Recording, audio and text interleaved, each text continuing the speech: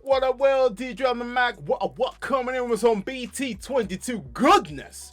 You know what their profile it is, guys. You know, your brother's on that mainstay. Puppets, baby. We got Nyabootmon on deck, aka Puss in Boots. I swear to God, Bandai locked in again with the puppet support. It's just back-to-back bangers. I can't even contain my excitement because this is my main deck. I've been waiting for this deck to get this level of support for a very long time, and here it is, and it is absolutely delivering the freaking goods. So in this video, I'm going to go over my deck list, what I'm running, how I'm using the deck, and so forth. So if this is the video for you, then stick around and enjoy. And if you're new to the channel like what you see, make sure you subscribe, turn the notification bell, because I do videos on the reg for real, for real. So, you want that spicy list? Got you covered. What, yes sir! Okay, let's get into the nitty gritty. Starting off with the eggs, we're rocking with the BT22 Nyabootmon. Absolute solid egg right here, because ultimately, you know, it just falls in line with our game plan. We're going to be deleting a puppet trade Digimon, we're going to be deleting a token, so why not treat ourselves to a draw? Must admit, the amount of times I will forget to actually draw off this egg is too many times you would not believe. So just make sure that you are vigilant, because you might get caught up in the sauce and you might realize that your hand count is starting to look a bit low when you should be actually getting quite a few draws off this egg. So that's the only egg that we run, a solid 4. Now going over to the rookies run a solid 12. So we go with the main playmaker, and it is going to be your Searcher Shoe. Honestly, the most vital card in the deck. This really helps you just get your cards in your hands, because that reveal free grab 2 pieces is always going to be a note. That inheritable also comes up pretty clutch there as well, just shrinking the opponent's security Digimon by additional 3k.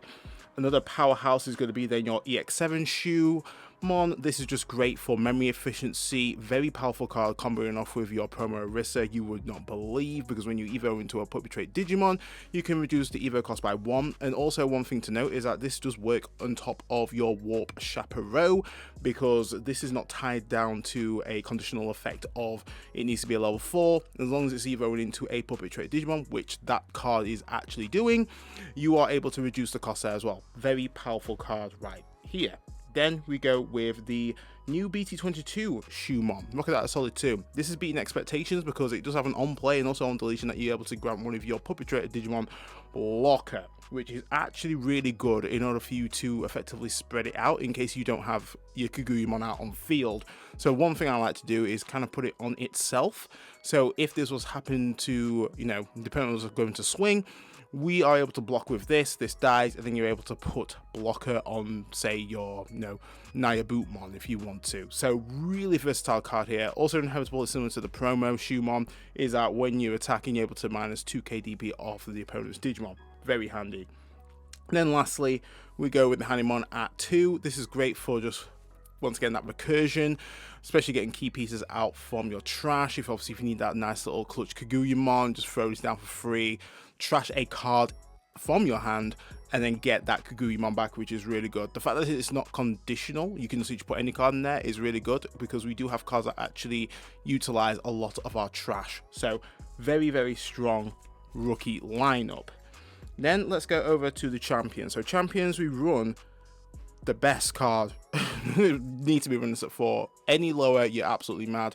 It's just so versatile, and one of the key, if not the main playmaker, in order for you to do half of your plays, especially to be memory efficient, because it enables you to effectively play out a familiar token which deletes at the end of the opponent's turn. So this is a great way to set up your Kaguyumon plays if they don't happen to delete anything, and also as well even your Nyabootmon, because Nyabootmon is an all turns effect there as well. So if they didn't delete anything, you pop that token and then you're able to then play out a level 4 puppet or lower from hand, which is going to be really good for you to kind of build out wide right there.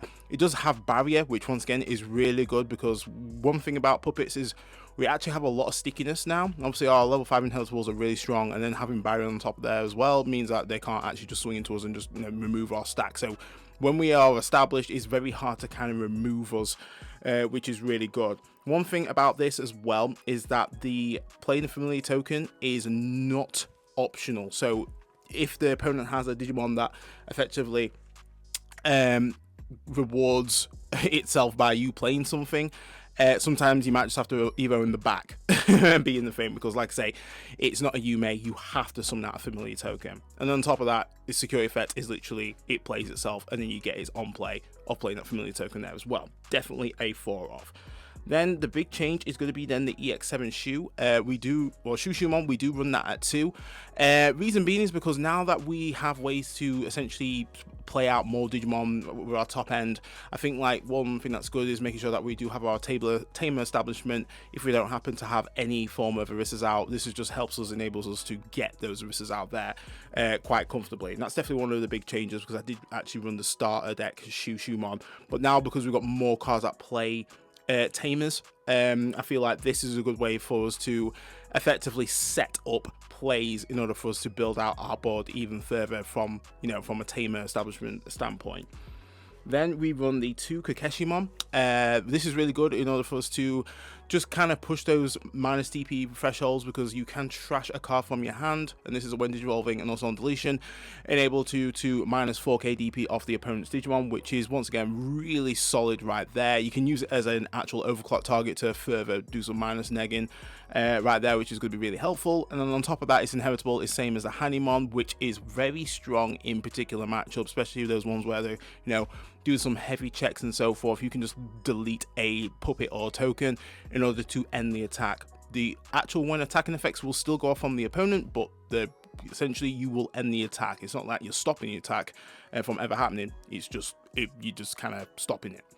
Then the honorary member, we do run Nabootmon at 1. This really is meta dependent. If you feel like you're running into a lot of Digimon that do digiroll, knock it up to 2 if you want to. I feel like the reason why I'm running 1 is because I don't want to necessarily build for a scenario that might not ever happen. Granted, you know, it does have minus DP protection there as well, which is good, especially against the mirror, but the thing that you can find is that sometimes it can be a little bit bricky, especially if you can't actually get it in your trash accordingly. But now, because we do have Nyabootmon, we can actually play this quite comfortably from our hand, which is good. Enable us to effectively, you know, either have digital protection or minus DP protection, or we can have reboot and blocker if we are at 3 or lower. If you're at the sweet 3, you get all effects, which is once again really strong. So that concludes there for the champions. Now let's go over to the ultimates. Ultimates, very solid, and obviously the main playmaker for most of your plays is going to be the Cendrillmon. This right here is just the thing that's just massively just sped up the deck. It's the thing that enables you to effectively build out really quickly, come clutch, because it does have an on play, and also when digivolving that, we're able to delete a puppet trait Digimon or a token, and then if we do so, we are able to evo into a level 6 puppet trait Digimon for 0 cost, which once again is very strong. That combos up with your promo Shu, and you're just flying right there. If you've got a few Mirai set up, and if you do happen to have your promo Orisas out, it's just so memory efficient. Really a massive boon to the deck. And also as well, you can literally just hard slam this down and just evo into a level 6, which is quite a common play with puppets. Then we go with the new BT22 Chaperone. This is actually beating expectations as well. Just being able to warp off on top of our Shumon by tucking a Shumon from trash underneath for the cost of 3 is massive. Because like I say, if you happen to have your promo Shu, this is just relatively cheap.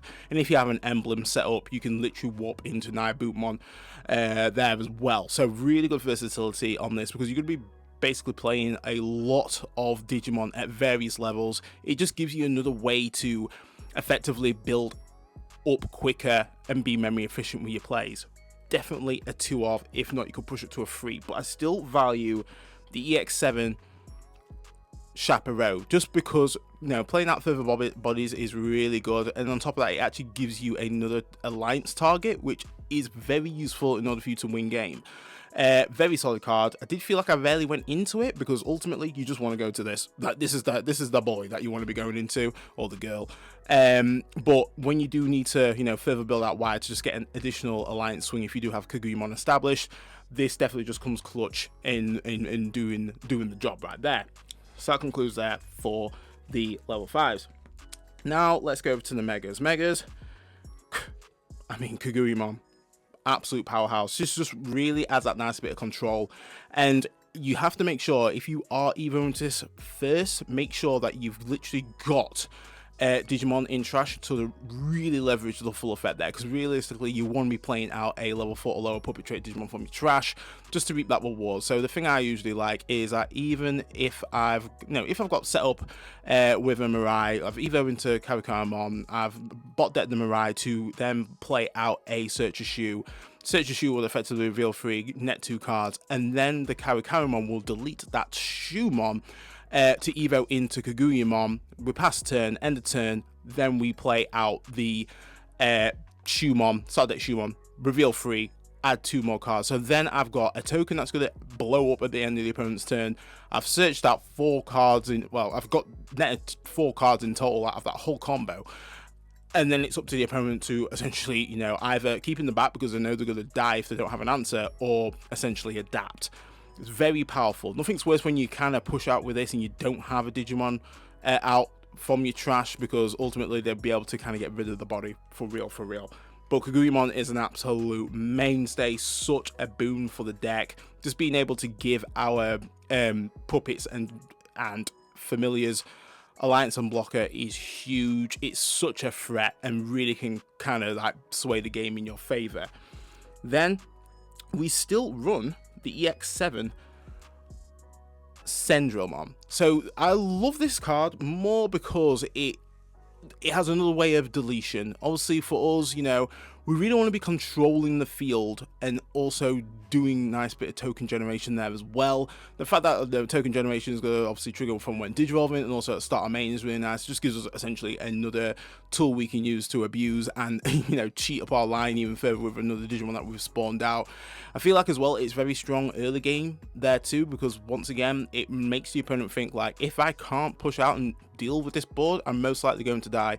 And then on top of that, it is a great Nyabootmon target there as well, because obviously I'll do start a main, I will then play it out familiar, and then from there I can go into the Nyabootmon if I wish, and then effectively Nyabootmon's going to be then playing out further Digimon from my hand, and then effectively if I go for a swing or an overclock, then I'll be able to trigger that all turns again in order to further build out my board. And then if I have Cendrillmon out there as well, Cendrillmon's going to then utilize the trash in order to get more Digimon out. Very strong cards in tandem. You can run the BT22 Cendrillmon, really strong card there, but I still value just having some other ways of deletion, because you got to make sure that your deck's kind of agile for long tournament play. And then we just finally combo it off with a Nyabootmon at 2. This card is so great, and the reason why I like it at 2 is because I don't really like fully leaning into level 7s as such, because it just means like it's another piece I need in order to kind of win game and so forth, especially since Cendrillmon and Cendrillmon pretty much do the job, because we do have a nice level 5 which can cheat into this really efficiently. But Nyabootmon is it's almost like a pseudo level 6/7, because you can either on top of your Chaperonemon for the 6 cost, which in combination with Emblem you can pretty much evo into it for the cost of 3, which is very strong to go into this, because effectively you're able to build out wide, because it's when Digivolving effect is that you're able to play out a level 4 or lower puppet trait Digimon, and then for every Digimon that you have on your field, you're able to minus 3k DP per Digimon off one of the opponent's Digimon, which is really strong, because when you delete something, you'll be able to trigger its all turns to trigger its when Digivolving effect again, meaning that you could effectively, depending on how wide you've actually built out, you can delete up to 2 Digimon, not a problem. And if you have Cendrillmon out as well, it's just an absolute onslaught ever battle scene. So very powerful card here. It has overclock, which is really good there as well. It's just really, like, the top end now is just beautiful. It's absolutely beautiful. I'm very content with this, and it feels very easy to evo into this when you need to. Definitely came clutch at my locals just gone. So going over now to the options. Options are pretty much simple and clean. Obviously we already know that we run the physical training, that consistency boost is always key. Amazing setup that you can do with it. Memory efficiency if you're fully set up. If it's platform security, get it into your like delay, well, into the battle area, which is obviously going to be good for you to kind of once again pop off. It's just an overall good card, great consistency card. Definitely do want to rerun it free. And then lastly, we do run the unique emblem, which is a very powerful card right here. Tag that up with Promo Orisa in your offline. Like, Promo Orisa hands down is the best candidate to utilize Emblem, because it's second nature. You know, you are going to be evoing, you are going to be suspending, boom, you've basically met the condition to trigger Emblem, and then you're able to trigger its delay to put that into trash, evo into a puppet traded or liberator Digimon for the reduced cost by 3. Once again, really powerful in terms of the combos that you can do with this.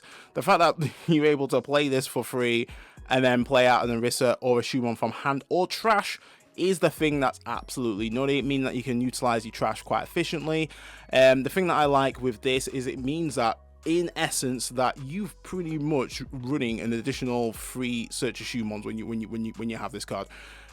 Is pretty crazy. And if you throw this down and go into a Promo Orisa, you throw that Promo Orisa down and then you put down a Shumon, even more crazy shenanigans that you can do there. Honestly, I think, hot take, when Zavagamon gets this and gets some new tools, I think it's gonna be a very strong deck, like way stronger than anticipated, because it does have essentially like a promo version of what Promo Orisa has got.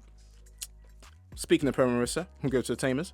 Blam, we are fully lent in onto the promos, and I do not regret the decision at all, because this card, you want to see out early. You want to see out early. If you just have one out, it means that if you evo off of your EX7 Shumon, you are comfortably going up your line. Like, not a problem, because if you evo for free at that point, you've got a token out, go to Cendrillmon, and then you just kind of go from there. And if they've got a memory setter out, then it's like, sweet, I've comfortably put you on free, and I'm now got my big boy out, and I'm ready to throw hands. It's just a very versatile card. There's so many combos that you can do with Emblem, with getting your shoes out. The fact that Emblem can play this from trash as well means that you can effectively, if you're using Hanimon or Kokeshimon, effectively you can comfortably just put this in trash, and then you can later on use an Emblem, play this from trash, and then play out a shoe from hand. So many cool ways you can do it. It just gives you a nice other resource target in order for you to effectively don't feel bad if you have to throw away something that you can't recur back. So I do run this at 4. You can run it at 3 if you want to, but I really feel like you just want to see this card, because it just gives you so much tempo advantage when it comes to mid to late game. And then we go with the Mirai at 3. Mirai is Mirai. I mean, the consistency piece helps when I want to throw this out, which then effectively is going to then throw me a Shumon out, which then gives me another target to use to effectively blow up to evo up into Kaguyamon, and then I can use that same shoe to then summon that back out. Great ways to use this card. Honestly, like, crashed in security, absolutely happy days. Keeps you from deck out there as well, which is handy. So yeah, we run that at a solid 3. And then lastly, we just run the 1 EX7 Orisa. I feel like I thought I would kind of miss it at 2, but I think having it at 1's kind of nice. Like, if I have it and then I'll just throw it out, it's all happy days. I didn't really feel like I lent into it too much, just because Nyabootmon actually uses a lot of stuff from the hand. So 9 times out of 10, you probably won't really have a level 3 puppet in your hand, and that's quite common because just how much resource that you do leverage from your hand with Nyabootmon. But still having it there does mean that I can, you know, if I'm in a bind, suspend that, be able to play out a Hanimon, let's just say, and then Hanimon can trust something to effectively grab a key piece from my trash, which is also going to be great for us to just ensure that we can combo up quite efficiently if they happen to delete one of our puppet traded Digimon there. And then on top of that, if they've got a Digimon out, then effectively we do gain 1 memory, which is quite nice. But I did feel like in my tournament run, didn't necessarily play this out at all. It just led me really just into this, and may have used Mirai occasionally. But to be honest, Promo Orisas were doing the most of the legwork and my trainings. So that concludes there for the deck profile and the list. Let me know what you think in the comments. So there you have it, guys.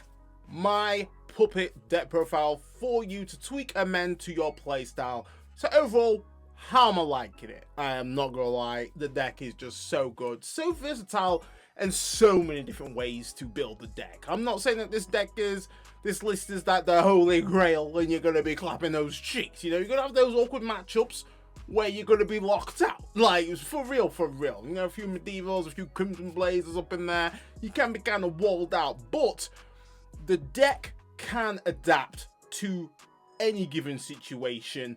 And that's what I like. Like, you can really pull out some unorthodox plays by just literally hard slamming a flipping Cendrillmon, and you're just like, yo, Cendrillmon back out on shift, build up a wide board again. There's so many unconventional plays that you could do with puppets. It is unreal, which is fantastic. Obviously, I mentioned about the promo Orisa. I mean, the promo Orisa is definitely probably the best in slot currently if you're running a very puppet-centric build with Cendrillmon and Cendrillmon with Nyabootmon combo, especially with the emblem as well. It's like, it's just so easy to meet that requirement.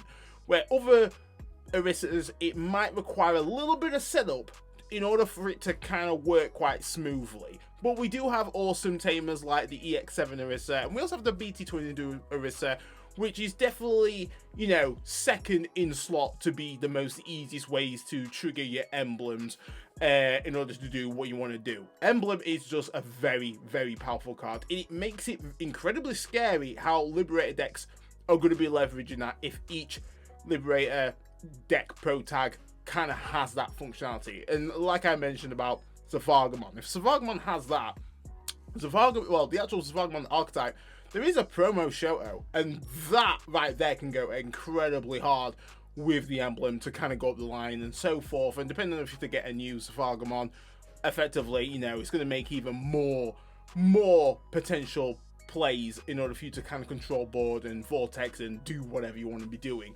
There's definitely a lot of potential of how these emblems are going to work and really power up the decks right here, because utilizing hand or trash is massive, and that's what emblem does.